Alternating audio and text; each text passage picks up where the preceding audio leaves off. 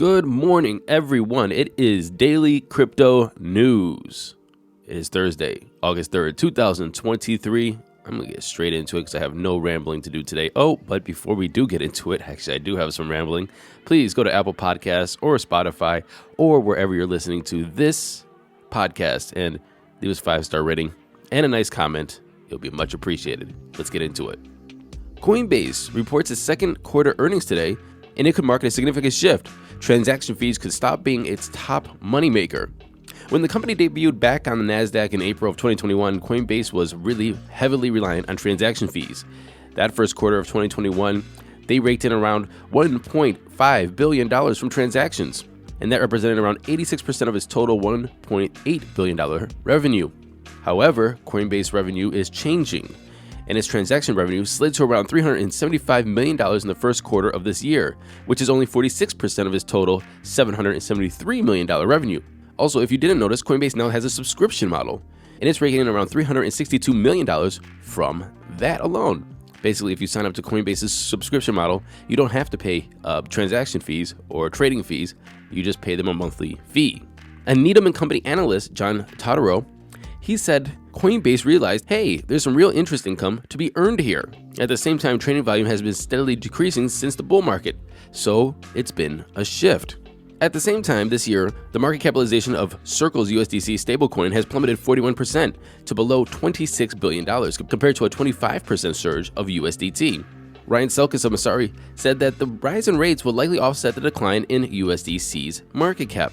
Basically, what he's saying is that the rates are up, you can charge more for loans, but the market cap is going down, so their income is going to stay about the same. By the way, on Coinbase right now, if you don't know, USDC is paying out 4.6% APY if you're holding it in Coinbase. We have a lot of exchange news today. Robinhood saw its revenue decrease to $31 million in the second quarter, down from $38 million from the previous quarter. That's a drop of 18%. The number of customers placing trades fell 6%, while the volumes per trader declined 15%. Robinhood reported in June that crypto trading volume has dropped 43% in May compared to April. May's trading volume was 68% lower than the same time last year. Robinhood's total net revenues increased to $486 million, up 10% from the first quarter of this year. In my personal opinion about why Robinhood is actually declining when it comes to crypto revenue and crypto trades is because they had no backbone. They had no balls. The SEC came in, the CFTC came in, they started suing Coinbase or saying that X or Y or Z is a security, and they just started delisting it. And then they made it totally redundant and totally a pain in the butt for you to get your tokens off. And so basically, to me, and I think what it looks like to a lot of people, is they don't really care about the product they serve. They have no commitment to crypto. They have no commitment to digital assets or NFTs or anything. They just saw it as a money-making product, and so they listed this stuff, and they don't really care about their customers, people who trade it, or the digital asset space. And so people in the digital asset space sees that they have no backbone, sees that they're not going to actually support this industry, and therefore, why the hell even use them, even though they do offer the product? It basically shows me that Robinhood doesn't care about its customers. They're going to list products just to make money, and then they'll screw you as soon as they have a little bit of trouble. And in more exchange news, Hashkey and OSL exchanges have been granted the first 2 virtual asset exchange licenses issued by Hong Kong regulators. The news comes as Hong Kong is adopting a more welcoming crypto approach. If you guys remember, they started a new regulatory regime on June 1st this year that requires exchanges to obtain a operating license. And they created rules so exchanges and companies can do so. Therefore, saying, hey, let's do business here. A lot of people, including myself, is just waiting for the China crackdown. However, I think we're going to go over that a little bit more in tomorrow's Asia Focus news.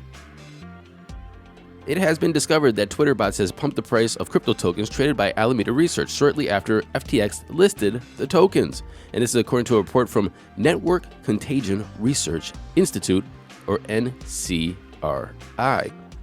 What coins were pumped? Well, it looks like Boba, Gala, IMX, Render, and Spell.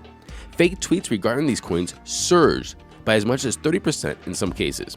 The pattern of account creations and bot-like activities paints a picture of an orchestrated effort possibly aiming to artificially manipulate market sentiment and trading behavior around these tokens. Alameda Research employees leveraged insider information to reap around $60 million from several of these tokens. The Shiba Inu ecosystem will tie all the applications to a blockchain-based digital identity to strengthen trust among SHIB users and governments. The Self-Sovereign Identity, or SSI, is said to give users more control over their personal data and distribution. SHIB's lead developer said, "We're laying out the groundwork for a new global standard in decentralized digital trust and international identity verification." And I just wanted to note one thing about WorldCoin. I said that it was dystopian in one of the podcasts in the past. I think it was probably this week, could have been last week, that you're scanning your irises and so on and so forth for your digital global identity. However, I want to kind of take that back. The idea is dystopian, but they're doing almost exactly what I've been advocating for years, is to create a digital identity, hash your biometric digital identity, put it into the blockchain, and then use zero knowledge proofs to be able to identify you, basically obfuscating it from everybody else, yet still having the security, the decentralization, and the power of a blockchain. And honestly, I think it's a great idea. If it's working like they advertise it, they're not selling your irises, they're not selling your data, there's no way to identify actual specific individuals. I think it's a great idea. I want to see how it works out in the future.